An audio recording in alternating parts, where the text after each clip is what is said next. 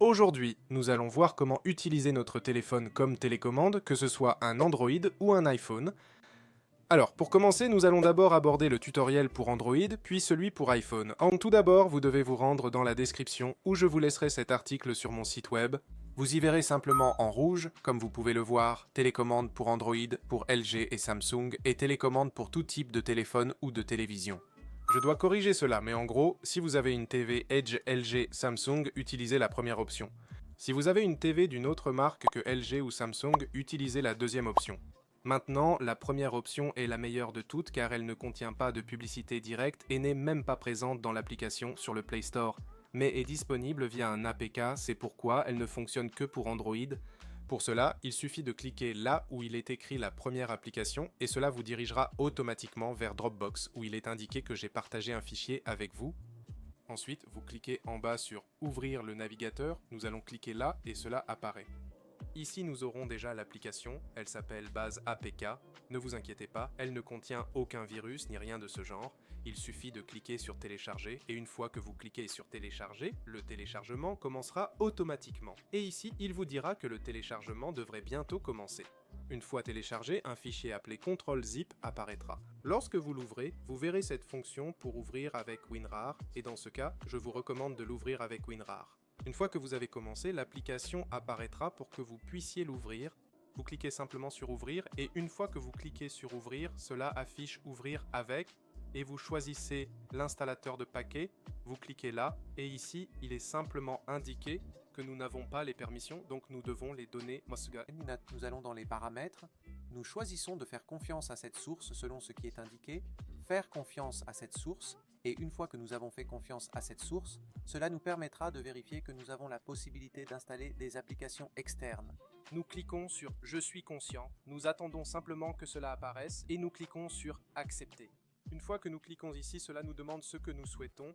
Dans mon cas, il s'agit de mettre à jour, mais pour vous, cela indiquera installer, donc nous cliquons sur installer ou mettre à jour et l'application commencera à s'installer. Nous devons maintenant attendre qu'elle termine l'installation et une fois terminée, nous pourrons commencer à l'utiliser comme télécommande.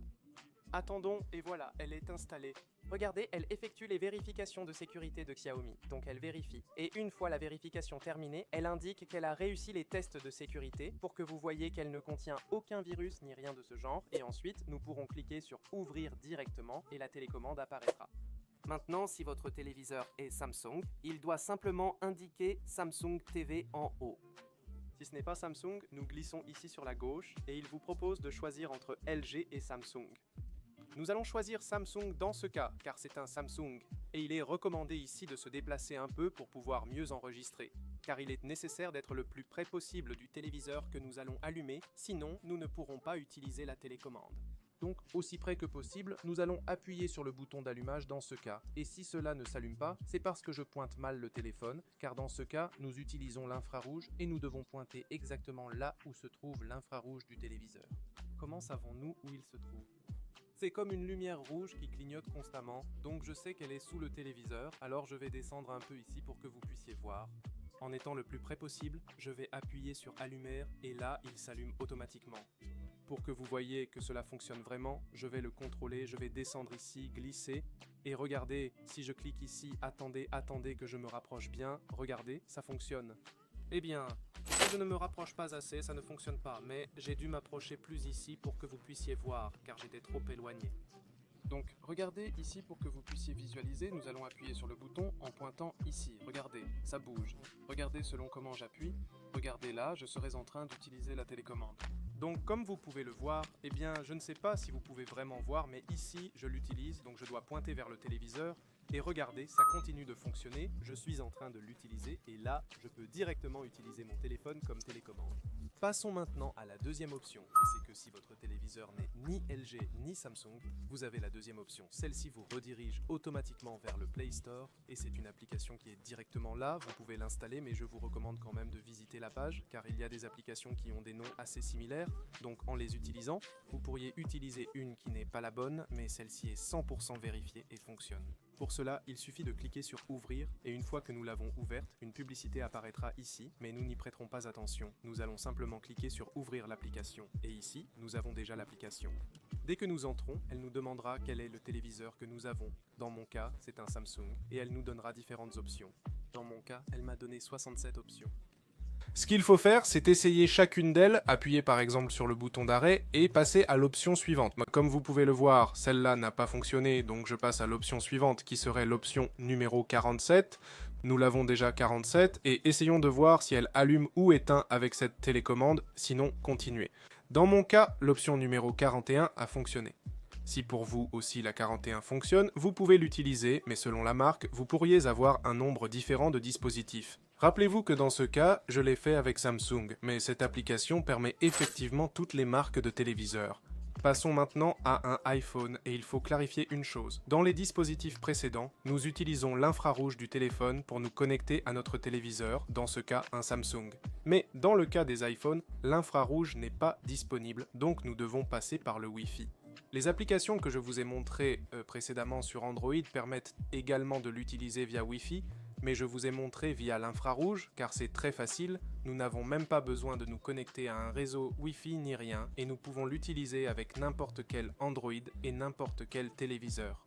Mais dans le cas de l'iPhone, nous devons absolument le faire via le réseau Wi-Fi. Pour cela, il faut d'abord vérifier que le téléviseur en question est connecté à un réseau Wi-Fi et que nous connectons notre iPhone au même réseau Wi-Fi. Ensuite, cela nous permettra de continuer.